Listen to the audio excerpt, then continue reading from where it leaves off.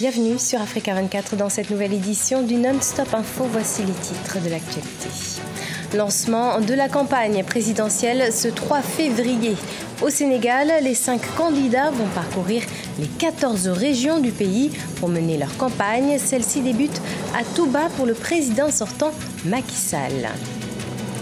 Des milliers de partisans Lamouka réunis place Sainte-Thérèse à Ndjili. Un meeting de vérité pour Martin Fayoulou qui lance un appel à une résistance pacifique. Et puis la suppression au Bénin de la déclaration d'existence auprès des services d'impôts.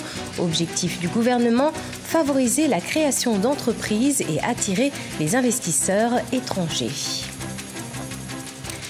Mais tout d'abord, au Burkina Faso, 146 terroristes ont été neutralisés selon les autorités du pays au cours d'une opération menée dans 3 départements ce lundi 4 février. La province de Kain, de Ban, située au nord du pays, et Bomboro ont en effet été la cible d'une opération suite à une attaque terroriste au cours de laquelle 14 civils avaient perdu la vie selon les dernières estimations.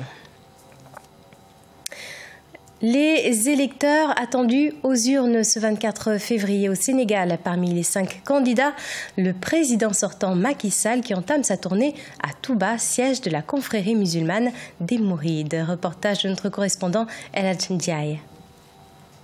Le candidat de la coalition Benno Bokk Yakaar, Macky Sall, a choisi la ville de Touba, située dans le département de Mbacké, à 197 km à l'est de Dakar, pour entamer la campagne électorale en vue de la présidentielle du 24 février 2019. Le président sortant, qui dit être dans un état d'esprit serein, justifie ce fait par le travail effectué sous son magistère ces 7 dernières années, notamment en termes d'amélioration des conditions de vie des Sénégalais.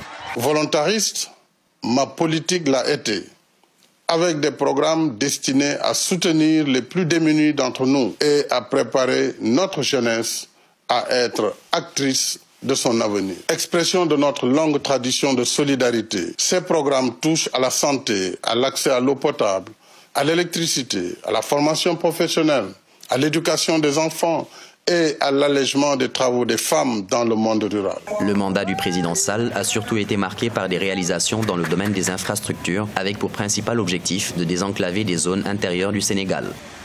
Pour la Casamance spécialement, nous avons renforcé ce dispositif avec la desserte par les voies terrestres, maritimes et aériennes. En mettant en œuvre une politique audacieuse de modernisation de nos infrastructures routières, autoroutières, ferroviaires et aéroportuaires, nous avons placé notre pays sur la rampe de l'émergence. Le président sortant Macky Sall a également promis que le projet de parc industriel de Touba, dont les études ont été, selon lui, déjà faites, sera mis en œuvre à l'issue de la présidentielle, de même que le chantier de l'aéroport de Touba, s'il est élu au soir du 24 février prochain. Sortie officielle de Martin Fayoulou en République démocratique du Congo. L'opposant congolais a tenu un meeting à Kinshasa ce samedi 2 février.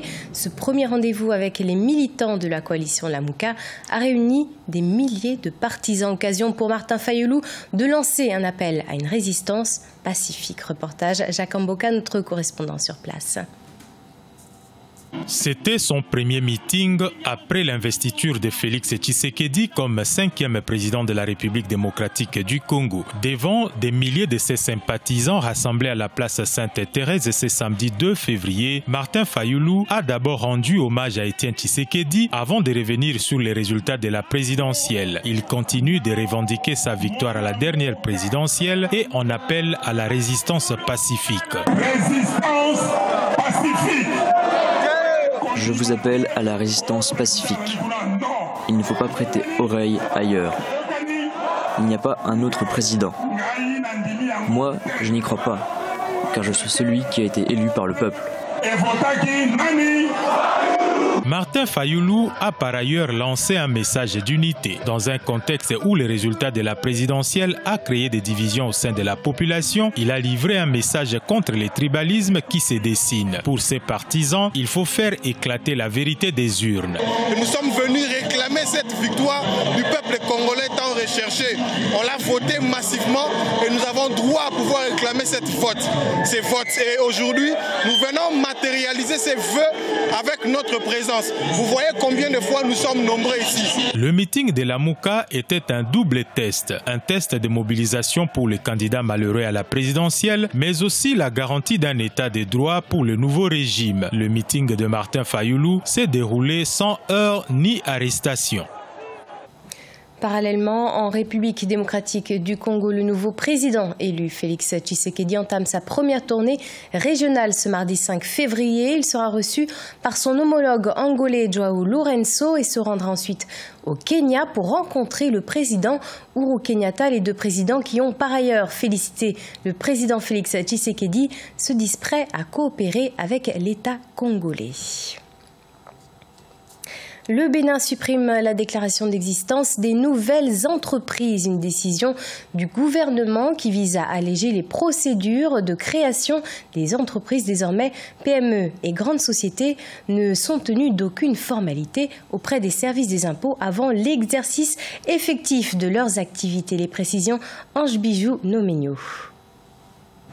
Nouvelle réforme pour les entreprises au Bénin. Suite à une décision prise le 1er février 2019 par les autorités, désormais les entreprises nouvellement créées n'ont plus besoin de déclarer leur existence avant de fonctionner. Le gouvernement décide donc de supprimer cette formalité pour faciliter les procédures d'enregistrement.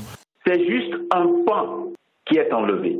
Cette obligation qui est faite hier aux entreprises de montrer leur existence au niveau du service des impôts. Mais en réalité, ce n'est pas ça qui détermine la vie de l'entreprise, la performance de l'entreprise. Selon les autorités béninoises, cette nouvelle réforme vise également à augmenter le nombre d'entreprises dans le pays. Une ambition soutenue par un classement Doing Business assez faible pour les affaires, 153e sur 190 à l'échelle mondiale. Quand vous facilitez la tâche à quelqu'un et que la personne voit le jour avec ses idées, avec sa conception et qui décide de se positionner sur un marché, il faut que cet opérateur économique ait la certitude de participer à une compétition et de gagner le marché. S'il a récemment progressé en matière de création d'entreprises et de raccordement à l'électricité, le Bénin doit redoubler d'efforts sur le plan de l'accès au crédit et du paiement des impôts. Selon la Banque africaine de développement, la croissance du PIB réel du pays devrait être de 6,3% en 2019 et de 6,8% en 2020. Recycler ses déchets pour gagner de l'argent, c'est ce que propose une entreprise togolaise engagée dans le développement durable. Son fondateur, Gado Bema, a eu l'idée d'exploiter le marché de matériaux recyclables afin de réduire la quantité de déchets dans les décharges. Ce sont 800 tonnes de déchets qui sont collectés par jour. Reportage de notre correspondante Emefa Kofi. Les déchets plastiques, un trésor pour l'entreprise togolaise Green Industry Plast, engagée dans la protection de l'environnement. À Lomé, son centre récupère des colis de déchets plastiques trouvés dans les décharges. Les stocks de déchets sont triés en fonction de la nature et de la couleur du plastique. Nous stockons pour nos partenaires, ceux-là qui ont des machines pour transformer ces plastiques broyés là en d'autres matières comme les seaux, bassines, chaises et autres. La majorité du temps, c'est ici, nous faisons notre livraison, ici au Togo. 15 à 20 tonnes de déchets plastiques sont broyés par mois. Ils sont séchés et mis en sac. Le sac coûte environ 14 000 francs CFA et la tonne entre 300 et 350 000 francs CFA. La société emploie 22 personnes de façon permanente et offre plus de 2000 emplois indirects. Nous allons mettre en place des machines qui vont servir à retransformer directement des objets que nous allons remettre sur le terrain, le marché.